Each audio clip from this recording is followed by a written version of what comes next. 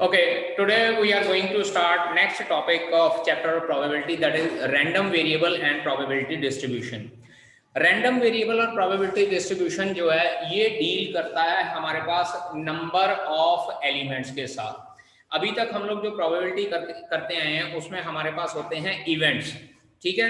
Different events कौन कौन से हो सकते हैं। लेट अस सपोज कि हम लोग एक कॉइन 3 टाइम टॉस करते हैं, तो सैंपल स्पेस हमारे पास क्या होता है, हेड हेड हेड, 2 बार हेड आ गया और 1 बार टेल, फिर उसको हम लोग इस तरह से मूव करना शुरू करते हैं टेल को, देन 1 बार हेड और 2 बार टेल आ जाता है, हेड की पोजीशन चेंज करते हैं and last one is tail tail and tail. So this was the sample space of a coin tossing 3 times. ये अभी तक हम लोग इस तरह से इवेंट करते आए हैं भी one head appear on the 3, मतलब what is the probability of one head, what is the probability of 2 heads and what is the probability of at least 1 head या एटलीस्ट 2 हेड्स एटसेट्रा। इस हिसाब से हम लोग सॉल्व करते आए हैं। लेकिन जो रैंडम वेरिएबल और प्रोबेबिलिटी डिस्ट्रीब्यूशन है वो ये कहती है कि अब हम लोगों ने इवेंट्स के अकॉर्डिंगली नहीं करना है, अब हम लोगों को इवेंट दिया होगा लेकिन उस इवेंट के नंबर ऑफ एलिमेंट्स के साथ हम लोगों ने डील करना है। तो नंबर ऑफ एलिमेंट्स किस तरह से हो सकते हैं, लेट अस सपोज यहाँ पे मैं अब की बार रैंडम वेरिएबल जो है उसको कैपिटल एक्स के साथ डिनोट किया जाता है। याद रखिएगा, रैंडम वेरिएबल को कैपिटल एक्स के साथ डिनोट किया जाता है और मैं रैंडम वेरिएबल यहाँ पे डिफाइन करता हूँ नंबर ऑफ हेड्स के साथ, number of heads in 3 toss of a coin.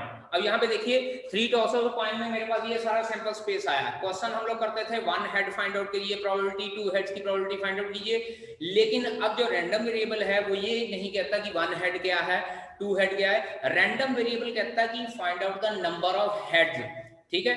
अब नंबर ऑफ हेड्स कितने हो सकते हैं जब हम लोग एक कॉइन को 3 बार टॉस करते हैं। यहाँ चेक कीजिए, different number of heads are available to us. यहाँ पे 3 बार हेड आया और यहाँ पे हमारे पास 2 बार हेड आया है। सिमिलरली अगर ये बात करें तो हमारे पास सिंगल हेड आया है और यहाँ पे हमारे पास कोई भी हेड नहीं आया है। तो अगर कैपिटल एक्स मेरे को डिफाइन कर रहा है कि number of heads, then I will say that capital X can take the value 0, 1, 2 and 3. Now this 0 represents no head, 1 represents 1 head and similarly 2 represents हमारे पास वो इवेंट लेना है जिसमें हमारे पास 2 हेड्स आते हैं और 3 represent जो हमारे पास 3 हेड्स अगर आ जाते हैं, ठीक है।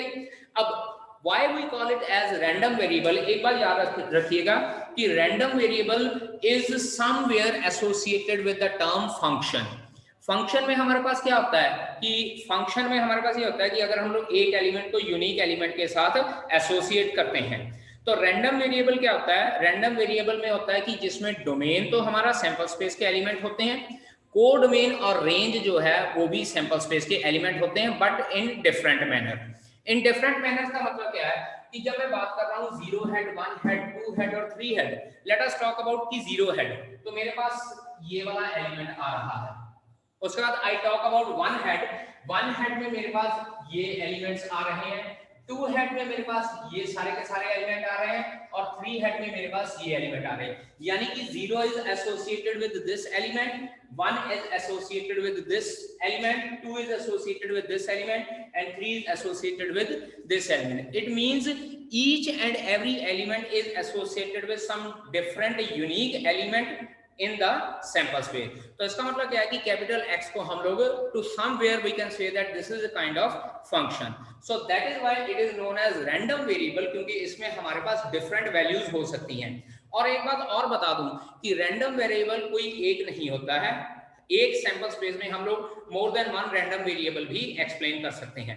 अब जैसे मैंने यहाँ पे कहा है कि capital X is equals to number of heads, अब की बार मैं कैपिटल वाई के साथ लिख देता हूँ, capital Y is equals to number of heads minus number of tails, number of heads minus number of tails. ये मैं एक रैंडम वेरिएबल डिफाइन कर देता हूँ। तो अब की बार capital Y can take different values again, किस तरह से, number of heads minus number of tails, यहाँ number of heads minus number of tail क्या हो जाएगा 0, यहाँ number of heads minus number of tail क्या हो जाएगा 1, यहाँ number of head minus number of tail क्या हो जाएगा -1 और यहाँ number of head minus number of tails कितना हो जाएगा -3। एक बात याद रखिए, ये रैंडम वेरिएबल है, it can take the value negative, लेकिन अगर प्रोबेबिलिटी की बात करेंगे प्रोबेबिलिटी नेगेटिव नहीं होगी। अब बात करते हैं प्रोबेबिलिटी की, क्योंकि मैंने आपको बोला कि टॉपिक हमारा है random variable and probability distribution. तो रैंडम वेरिएबल को हम लोग कैपिटल एक्स के साथ डिनोट करते हैं। अब कैपिटल एक्स के accordingly we need to find out probability of capital X, probability of capital X. अब अगर हम लोग यहाँ बात करें जीरो हेड की प्रोबेबिलिटी, चेक कीजिए नो हेड कितना है हमारे पास, सिर्फ एक एलिमेंट था, टोटल सैंपल स्पेस के एलिमेंट कितने हैं 8, तो इसका मतलब जीरो हेड की प्रोबेबिलिटी मेरे पास कितनी हो जाएगी 1/8। अब बात करते हैं वन हेड मेरे पास ये 3 थे, its probability will be 3/8। Two head this one again its probability 3/8 और 3 हेड ये था, इसकी प्रोबेबिलिटी कितनी हो जाएगी 1/8। ठीक है, तो रैंडम वेरिएबल के साथ एसोसिएटेड जो प्रोबेबिलिटी होती है that is known as probability distribution. और जब हम लोग इसी रैंडम वेरिएबल और प्रोबेबिलिटी डिस्ट्रीब्यूशन को एक टेबल की फॉर्म में लिख लेते हैं, let us consider this is capital X and this is probability of capital X. तो यहाँ पे अगर हम लोग इसको एक टेबल की फॉर्म में लिख लेते हैं, यहाँ कैपिटल एक्स की वैल्यू 0 1 2 3 और प्रोबेबिलिटी एक्स कितनी है 1/8 3/8 अगेन 3/8 एंड अगेन 1/8। इस टेबुलर फॉर्म में लिख लेते हैं, this tabular form is known as the probability distribution regarding random variable. अब बात करते हैं इधर y इक्वल्स टू 0 1 -1 एंड 3। तो अब प्रोबेबिलिटी ऑफ y क्या हो जाएगी, number of heads minus number of tell.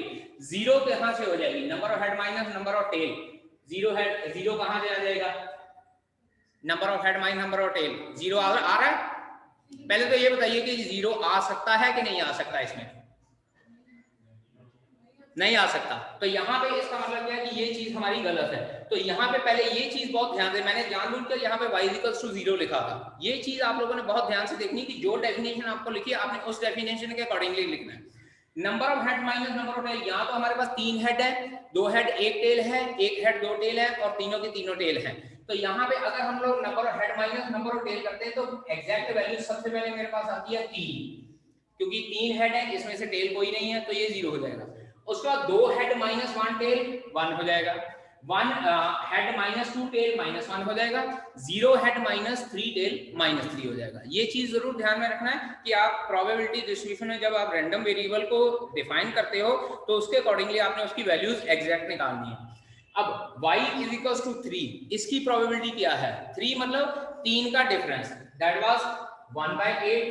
उसके बाद 1 की अगेन हमारे पास 3/8 एंड देन अगेन -1 का फिर से 3/8 और -3 का फिर से हमारे पास 1/8।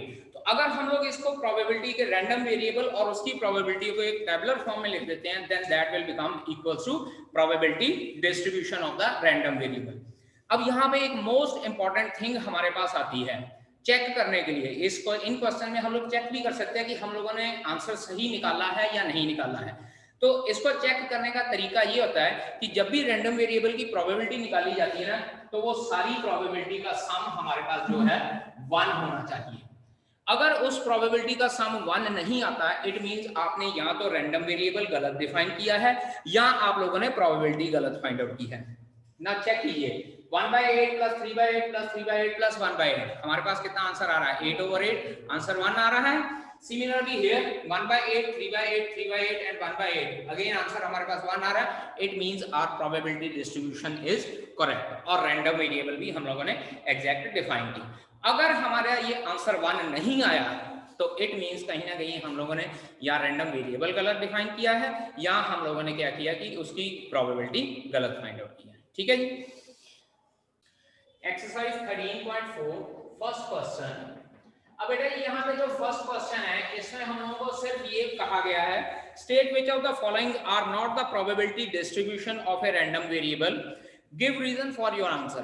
बेटा मैंने अभी आप लोगों को बताया कि प्रोबेबिलिटी डिस्ट्रीब्यूशन के लिए क्या चेक करना है कि सारी प्रोबेबिलिटीज का सम हमारे पास 1 होना चाहिए। ठीक है जी, अगर सम 1 है then it is a probability distribution for random variable, otherwise it is not probability distribution for random variable. Check कीजिए यहाँ पे capital X probability of capital X, first part I am going to do this here. Capital X has taken the value 0, 1 and 2.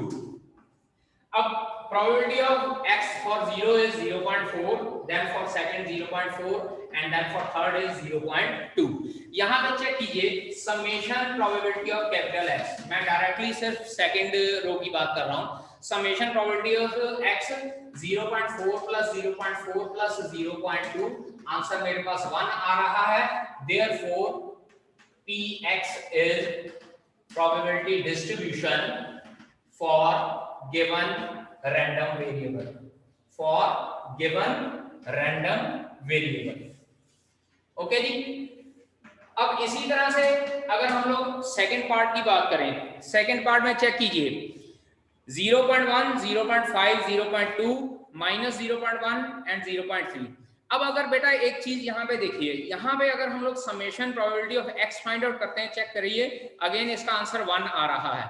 But यहाँ पे एक चीज देखिए कि जब random variable x equals to 3 है तो उसकी प्रोबेबिलिटी माइनस 0.1 है. हम लोगों ने आज तक पढ़ा है कि probability always lies between 0 to 1. Probability of an event always lies between 0 to 1. अब जब 0 to 1 के बीच में लाई कर रही है तो नेगेटिव वैल्यू तो पॉसिबल ही नहीं है, तो यहाँ पे कुछ सम करने की जरूरत नहीं है. Directly you have to say that it is not a probability distribution of random variable because negative probability cannot be possible. Okay. Similarly, now check for the third part. Random variable y is equals to -1, 0 and 1. अभी मैंने आप लोगों को बताया इसी lecture में कि random variable negative value ले सकता है. मैंने बोला है कि उसकी डोमेन क्या होती है, ऑल रियल नंबर्स. तो real number can be negative, positive, fractional, irrational, rational, कुछ भी हो सकते हैं. तो यहाँ पे हम लोग y के साथ डिस्कस नहीं करेंगे, विल डिस्कस विद py. क्या कीजिए, y और py यहाँ पे लिखा है. This is -1, then 0 and then 1. It is 0.6, 0.1 and 0.2.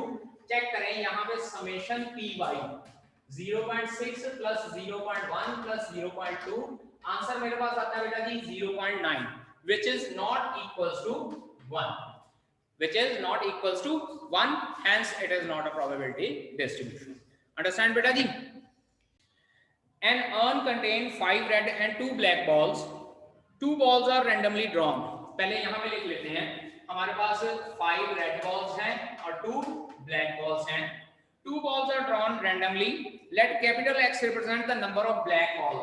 Capital X is equals to number of black balls. चलिए ये लिख लिया. अब क्योंकि 2 बॉल्स निकालनी है तो हम लोग यहाँ पे लिख सकते हैं capital X can take the value 0, 1 and 2 because 2 balls are drawn.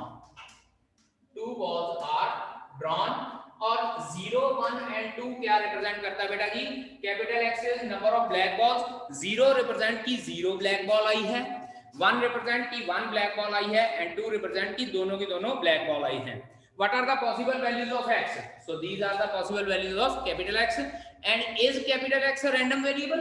हम लोग कहेंगे yes, capital X is a random variable because it takes different values. It takes different values. एक बार याद रखिएगा, अगर कैपिटल X की डिफरेंट वैल्यूज होंगी तभी ये रैंडम वेरिएबल होगा. अगर कैपिटल X की 2 वैल्यूज सेम आ जाए तो वो रैंडम वेरिएबल नहीं होता. यहाँ पे हमेशा हमारे पास 0, 1, 2, 0, 1, 2, 3 एटसेट्रा इस तरह से है. डिफरेंट वैल्यूज हैं, so capital X is a random variable. Okay. Now third question, capital X represents the difference between number of heads and number of tails obtained when a coin is tossed 6 times. बेटा जी third question, coin is tossed 6 times. अब एक बात करते हैं, अगर 6 बार coin toss किया तो sample space के एलिमेंट कितने हो जाएंगे? 2 raised to power 6. 2 raised power 6 कितने होते हैं? 64. अब 64 का सैंपल लिखने की जरूरत नहीं है, सैंपल स्पेस लिखने की जरूरत नहीं, क्योंकि यहाँ पे हमारे पास सिर्फ ये लिखा है difference between number of heads and number of tail. हम लोग सिर्फ यहाँ पे लिखेंगे पॉसिबल आउटकम्स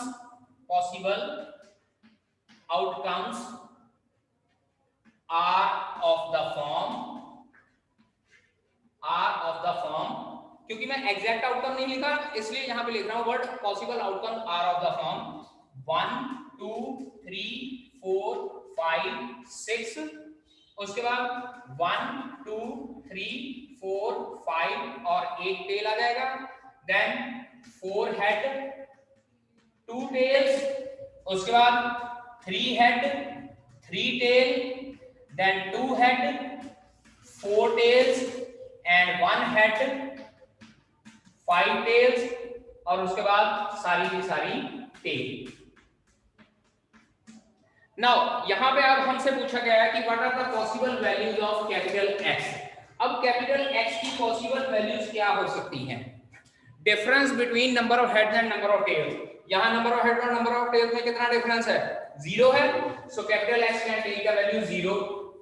यहां कितना डिफरेंस है? 6 यहां पे 6 आएगा, ठीक है 6 आएगा। दूसरा number of heads minus number of tails, 5 head में से एक टेल माइनस कर दिया 4, देन 4 हेड में से 2 टेल माइनस कर दिए 2, उसके बाद 3 head minus 3 tail, answer is 0। अब बेटा यहां पे एक चीज और देखिए, यहां पे क्वेश्चन की स्टेटमेंट में लिखा हुआ है difference between number of heads and number of tails. यहां पे वर्ड ये नहीं कहा हुआ कि number of heads minus number of tails, ठीक है? तो इसका मतलब जरूरी नहीं कि पहले नंबर पे हमने हेड ही रखना और दूसरे नंबर पे टेल रखना, ये भी हो सकता है पहले नंबर पे टेल रख दें और दूसरे नंबर पे हेड रख दें। तो इसका मतलब क्या है कि अगर मैं पहले नंबर पे टेल रख दूं दूसरे नंबर पे हेड रख दूं तो भी मेरे पास यही 4 सैंपल स्पेस के एलिमेंट आएंगे, and in this case we are not going to take negative values, क्योंकि यहाँ पे अगर लेट अस सपोज मैं 2 हेड माइनस 4 टेल करता हूं, 2 हेड माइनस 4 टेल, मेरे पास क्या आ जाएगा? -2 आ जाएगा, 1 head minus 5 tail -4, 0 minus, answer will come out to be -6।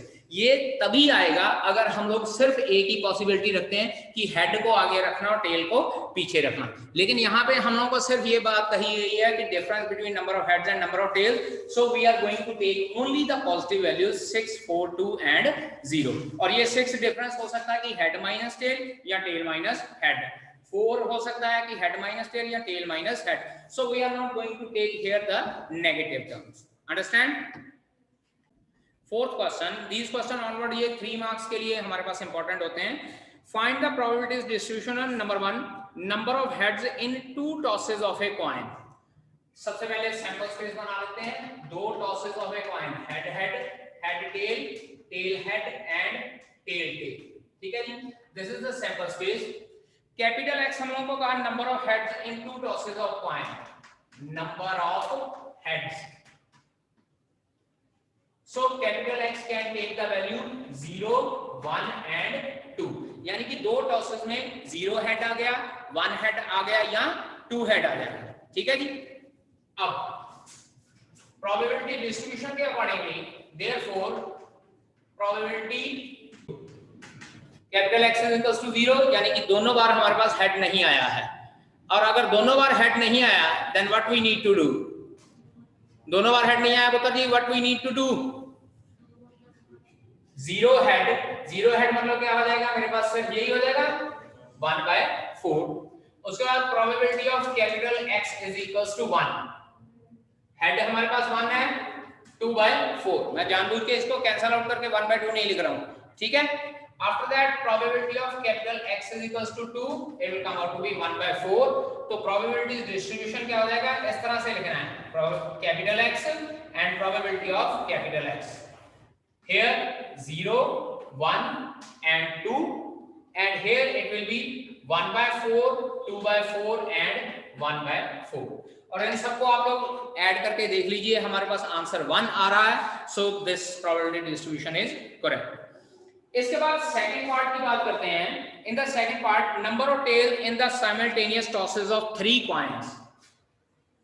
Second part, पहले सैंपल स्पेस बनाते हैं 3 कॉइन्स का, head head head, head head tail, head tail head, tail head head, after that head tail tail, tail head tail, and then tail tail head, and then tail tail and tail, and capital X। अब की बार हम लोगों को कहा है number of tails in simultaneous tosses of 3 coin, number of tails, और बेटा जी अब अगर नंबर ऑफ टेल्स लेना है तो capital X can take the value 0 1 2 and 3। याद रखिएगा इस बार 3 बार क्रॉस कॉइन हुआ है, 0 tail, 1 tail, 2 tail and 3 tail. अब देखिए यहाँ पे probability of capital X is equals to 0, तीनों बार टेल नहीं आया,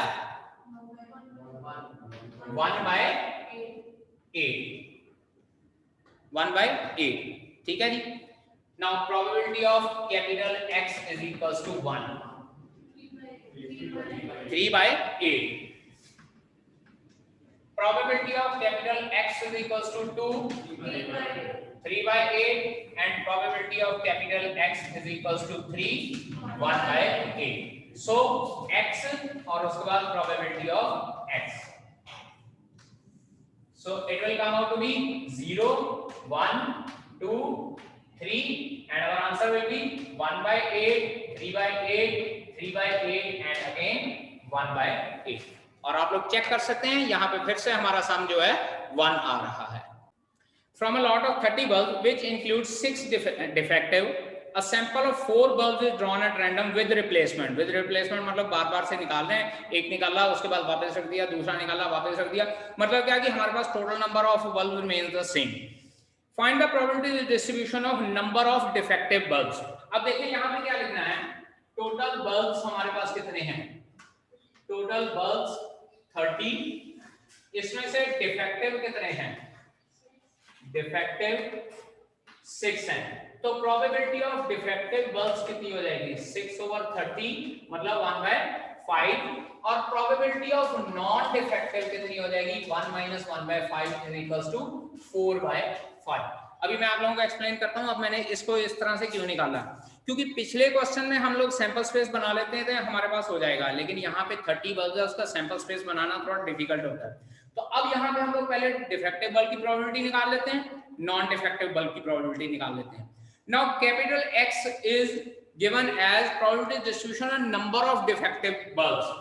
capital X is equals to number of defective bulbs,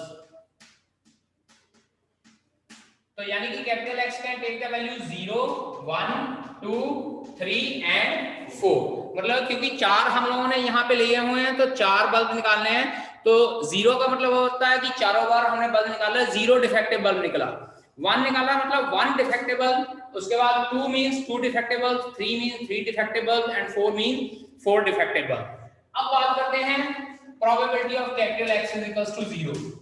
अब बेटा जी अब इसको ध्यान से देखिए किस तरह से करना है, this is equals to probability of non defective, क्योंकि X इज इक्वल्स टू 0 मतलब non defective, D bar into probability of D bar into probability of D bar into probability of D bar. 4 बार मैंने इसलिए multiply किया, पहली बार non defective आया, दूसरी बार non defective आया, तीसरी बार नॉन डिफेक्टिव आया और चौथी बार नॉन डिफेक्टिव आया। So our answer should be 4/5 multiply by 4/5 multiply by 4/5 multiply by 4/5. So our answer comes out to be 256/625। ये तो है probability of capital X is equals to 0। अब अगर बात करें probability of capital X is equals to 1, मतलब एक defective bulb आ गया। Now see here what we need to write here, probability of D into probability of D bar into probability of D bar into probability of D bar। ये तो कैसा है कि पहला डिफेक्टिव आ गया, दूसरा तीसरा चौथा नॉन डिफेक्टिव है, लेकिन ये भी तो हो सकता है कि पहला डिफेक्टिव ना आए, तो उस केस में हम लोगों को लिखना पड़ेगा plus probability of D bar into probability of D into probability of D bar into probability of D bar।